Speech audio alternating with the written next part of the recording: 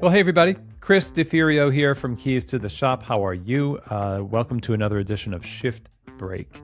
Today, we're sponsored by our friends at La Marzocco. Go check them out at lamarzocco.usa.com. Espresso machines and espresso equipment made by hand in Florence. These folks are known for dependability, beauty, innovation, machines that have a high level of automation and technology, as well as machines that are more traditional. And the scope of their equipment and the variety that they have means that your taste and your needs are found in their catalog somewhere. You have a machine that fits your style, that fits your budget, and it handles the work that your cafe brings to it. So go check them out at lamarzocco.usa.com. Also, check out rattleware.com. These folks are our other sponsor for today. Rattleware makes smallwares that just work so that you can just work. So your customers can just enjoy coffee without you having to fiddle with things that are supposed to be just, whisks are supposed to whisk. Knockboxes are supposed to be durable. I mean, there's lots of things that you can think of, a whole list. And I go through these with my clients all the time. When we do consultations, when people are opening up coffee shops, smallwares lists can be long, but they don't have to be filled with things that don't work if you use Rattleware. So go check them out over at rattleware.com. Don't forget, keyholder coaching groups are coming up pretty soon. So go ahead and email Chris at keystotheshop.com, and let's talk about you participating as a member of the keyholder coaching groups, as well as any coaching or consulting that you need to have done for you in your shop and even your leadership team. Keys to the Shop does a lot of different things to help your business thrive. Now, today's episode is all about training. Really one idea for you, and that idea is you have to train harder than the actual work. Train harder than you need to in order to be prepared for what people are going to order and the situations that people are going to be in. And what we have in coffee is the exact opposite. What we do is we try to give people concepts and we prepare them by giving them basics, and then they just get hit by a truck when they get into the cafe and they have to fend for themselves. And we are doing a disservice to everybody, to the farmer, to the customer, to the barista, and our own business. It's a lose, lose, lose scenario. Lose. 4 loses in that scenario. And I think we should be better than this. When we talk about training how we work and work how we train, we talk about working harder in training than you actually will have to work on the bar. Now, how do you do that? You do that by simulating the actual experience of ordering drinks and making real drinks that in proportions that will be ordered. I'm guilty of doing this in the past where I had people making competition drinks, cappuccinos, 5-ounce, 6-ounce traditional cappuccinos over and over and over again. Did we make progress? Yeah. Did they learn things? Of course, they learned things. But when a customer comes up and they say, I want an Americano and a mocha and a drip cup of coffee, but I want that one with oat milk. And they do this thing that kind of creates this rearrangement of order and size and variety in your head. And we don't prepare people for this. We rely on them to be resourceful oftentimes because we don't give them the resources. And that's a blight on coffee. And that's why we see such an incredible push towards automation in training, because we are lazy, because we don't want to train people. And when we do, we're just like, ugh, this is so tiring. But it's supposed to be. It's supposed to be difficult. And you're overcoming a current state in order to get to a future state. And in the transition between the two, there is friction, there is difficulty, there is remaking, relearning, adjusting, failing over and over and over again. And that repetition and that practice constantly creates the resiliency that customers rely upon in their favorite spots. And it's not even really a battle between people who do this. It's even just people who do this slightly better than the next person. Customers can tell. But what if you decided to not even play that game to see who can be the highest on the pile of mediocrity, but that you just go and do your own thing, which is, we're not playing that game to see how much we can get away with. We're going to see how much we can put in. We're going to see how much we can train and how well we can resource and give clarity and communication, how well we can make ourselves as owners, as trainers and leaders available to our people to coach them along the path and be responsible for their maturation across their time in our cafe. Even if it's just for a year, it's worth it, because then you become the kind of business that has the stamina, the systems, the bandwidth, the margin of time and energy and resource that can take other people who replace them and more effectively bring them up to speed and keep them at speed. They will become the type of people who can more effectively keep that speed up because they've been given the tools that they need to succeed.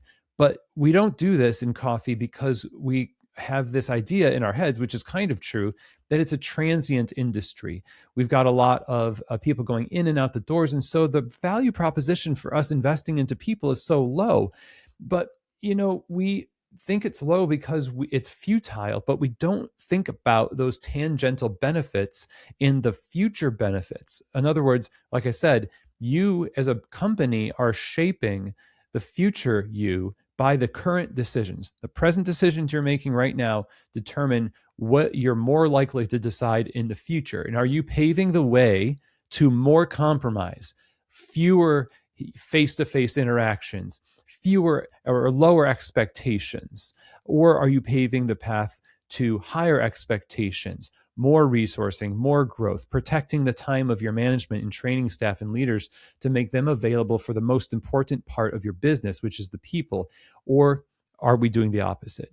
So back to the first thing we said here, we have to train hard in order to live up to the reputation that we have built for ourselves. As we said on the show before, our marketing is writing checks that our experiences cannot cash. And it's because we are not working at it the way that we would like people to think we are.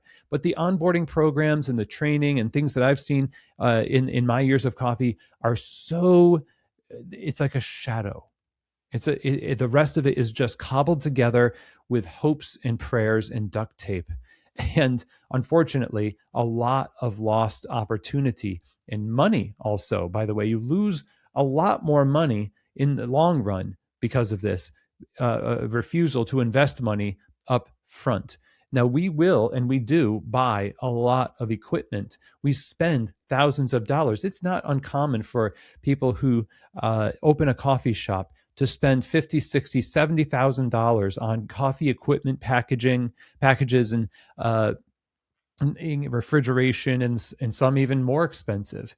But when we have people on shift and we see, okay, we're going to onboard this person, but we can't have them there an extra 2 hours to work on milk, and we are going to have the gall to say that that's saving money, when you are basically saying, I want my customers to have milk that is steamed improperly, and then I want to lose that customer, and all of the potential purchases they would have been making at my business are gone because they left.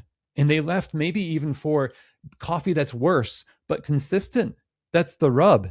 But we saved money because we didn't have them come in after hours to do training. Great. Good job, I guess. But this is what we're doing. We're tripping over dollars to pick up pennies. So we need to start investing into that training harder than the actual work, investing the time and energy into our training processes, in our continual upkeep and maintenance of that training, in our investment of coaching and leadership throughout the organization, in order to see the results that we want to see, instead of trying to see how little we can do and then be disappointed when we don't get the return that we think we should get. It's this kind of cognitive dissonance that creates unmet expectations for staff, for owners who expected more from their businesses, and from customers who expected more from the experience. And ultimately, when we say we represent the work of all those who came before us and we want to showcase the hard work of the farmer, but we're not willing to work that hard at the thing that is the most important, then it's just tragic because it didn't need to be that way. So I'm not saying you're not working hard. I'm sure, and I know because we talk with owners all the time on the show, in the mastermind groups that we run, the keyholder coaching groups. There is a lot of work. But the most disheartening thing is to put in a lot of effort and to not see a return because the effort we're putting in, it's like climbing up a ladder that's on the wrong building. Let's redirect our focus to this training aspect of what we produce in the coffee shop. Let's train harder than the work itself so that the work itself shines and at least matches the expectations of our marketing. And that's going to put you at the top, and it's going to be way more fulfilling. And I hope that we see this as a movement in specialty coffee, as we see hospitality being focused on. Hospitality really starts with honoring the first and basic expectations of the customer in the cafe. You don't need the omakase style coffee shop. You don't need marble slabs on your cafe counters and funky equipment to have a customer, quote unquote, customer experience that is remarkable. That's not what really a great hospitality is built on. It's just keeping promises with a good heart, with consistent quality over time. It's as basic as that, but it's hard work to do it. And I think it's hard work that we need to really get ourselves into in earnest today more than ever. So that's what I have to share today. Thank you so much, everybody. Reach out to Chris at keystotheshop.com if you have any questions, you want coaching or consulting, you're interested in keyholder coaching groups, and definitely check the links in the show notes for links to this webinar, February 11th, coming up next week. And I hope I see you there. But until then, I'll see you next week on another episode of Shift Break from Keys to the Shop.